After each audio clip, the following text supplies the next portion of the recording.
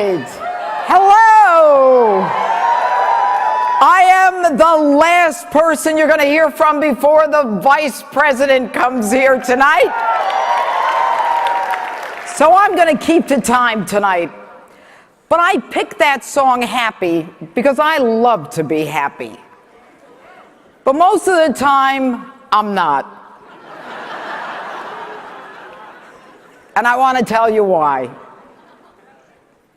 I want to welcome you to CPAC and the United States of America, where illegals with criminal records in some states have even more rights and protections than American citizens who live here. That's exactly what I said.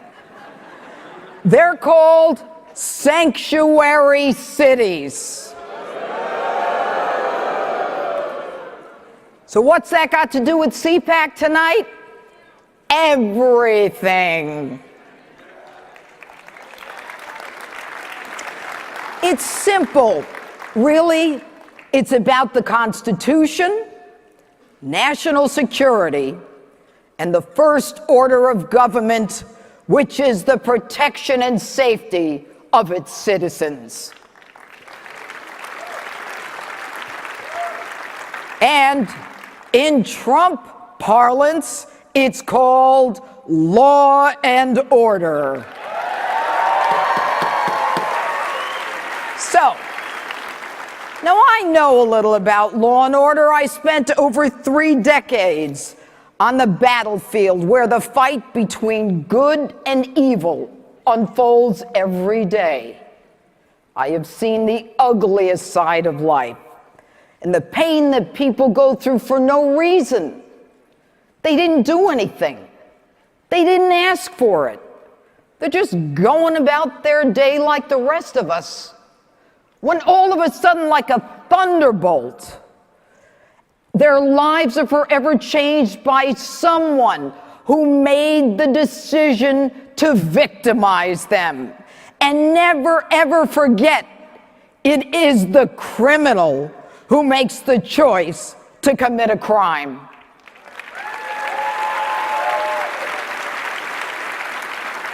And so, my job as a prosecutor, an elected judge, and a 3-time elected district attorney, and yes, every time with the conservative endorsement on the conservative line, was to fight for those who never chose to be a part of the criminal justice system in the first place.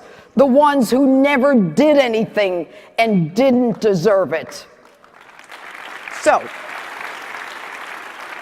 let's go through the Constitution and a couple of basics.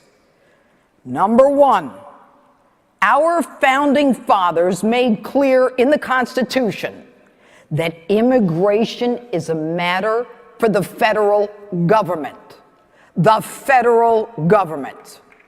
Now, Article 1, Section 8, Subdivision 4 entrusts to the federal legislative branch the power to regulate citizenship. But today, in cities and states across this great nation, progressive mayors are prioritizing the protection of illegal criminals who not only violated our law to come here, but in addition, committed additional crimes while they were here.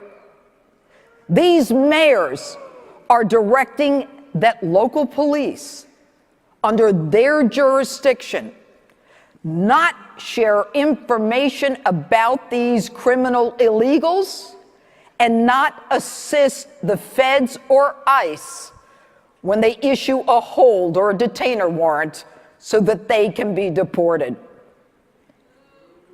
And as a result, they roam freely among us.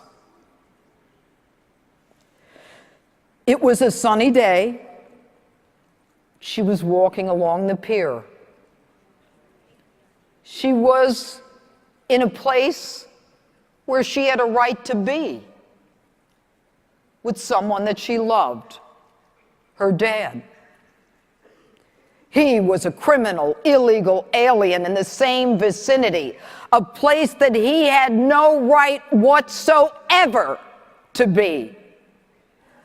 The courts had ordered him deported at least 5 times, and his conviction for at least 7 felonies made him a career criminal.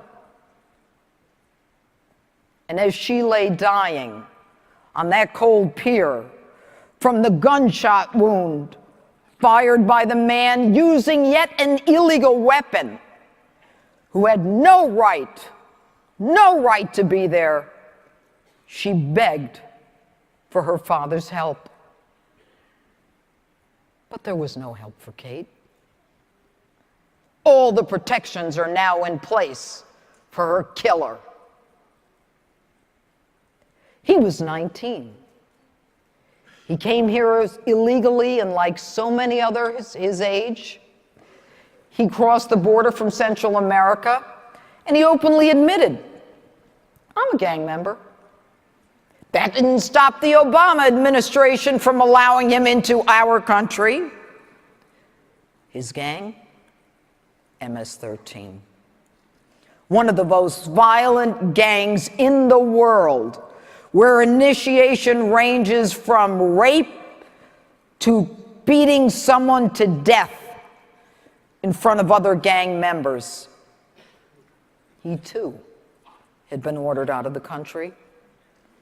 But in spite of his many convictions, New York City Mayor de Blasio believes he needs protection. And local police, therefore, ignored ICE and the federal request to hold him, at least until they arrived. And today he wanders freely wherever he wants. And as a result, all who come in contact with him risk MS-13 criminal activities. Now, make no mistake, all of us are immigrants, unless you're a Native American. Okay, I'm with you.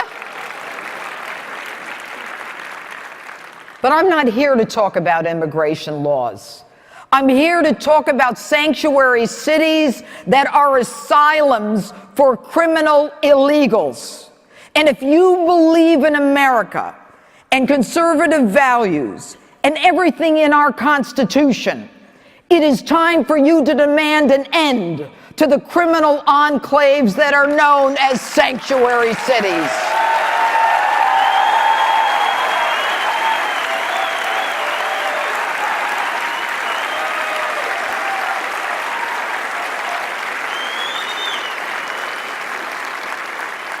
The sanctuary apologists argue that holding a criminal illegal for pickup by ICE destroys the relationship between police and the immigrant community. Wrong.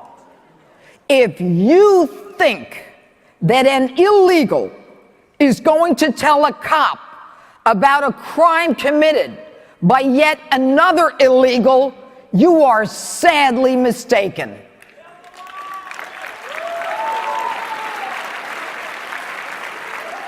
I know. Build that wall. Okay, they're already here. They're already here. Now, even the illegal who is a victim knows that the illegal criminal who victimized him is protected and has sanctuary. The victim is more afraid of the other illegal with sanctuary than he is of the cops. So what's the point? Now, for all of you who might be interested, Congress has already passed a law. I used it many times. It's called a U visa. We don't need sanctuary cities. If someone is going to cooperate with law enforcement, we give him a U visa. He's protected, his family's protected, his mother, his family, who else? Everybody's protected, right? We don't need to put whole cities at risk. Now, fast forward. President Trump, in his first 30 days, pursuant to his word, assigned an executive order prioritizing the deportation of criminal illegals and those ordered deported, as well as those who abuse our money and welfare programs.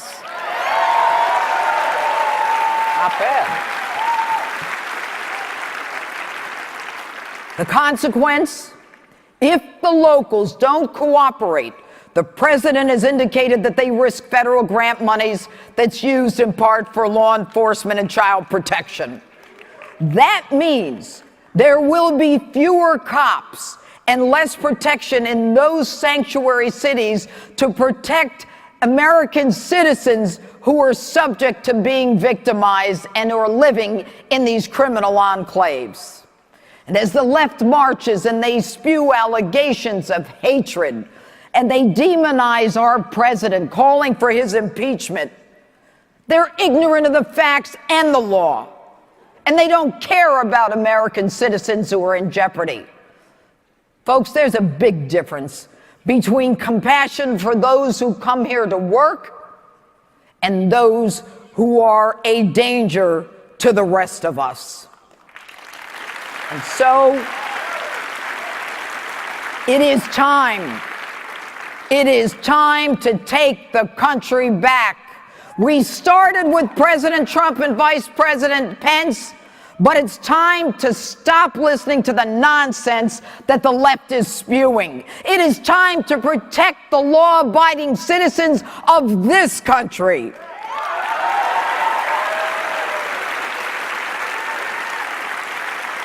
And it is time for law and order. President Trump and Vice President Pence understand that the first order of government is the protection of its citizens. And we cannot and we will not allow sanctuaries as innocent Americans become subject to random acts of violence and death by people who shouldn't even be here in the first place. So enough of this benign-sounding sanctuary city hogwash. To all those mayors in New York, in Chicago, and Los Angeles, and D.C. who say they won't retreat as a sanctuary city, I ask, at what point do we stop the violence and the killings? Are you willing to risk it all to protect the illegal who is a criminal? And if so, who is it okay to lose? Who is it okay to risk? Your son? Your daughter? Your mother? You resist deportation of those criminal illegals who have no right to be here, and even worse, and risk the federal money that puts cops on the street to protect American citizens? How dare you? We don't need your sanctimonious condescension as to whether or not we as Americans are kind enough or Christian enough. We are.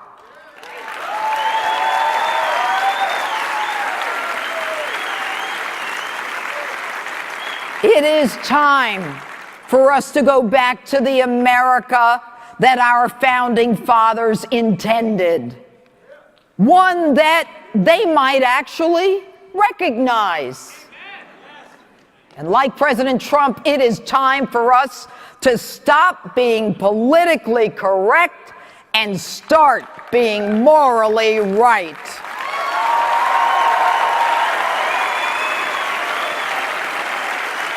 Thank you, CPAC. Thank you, Matt Schlapp. God bless you, and God bless America. Thank you. Thank you.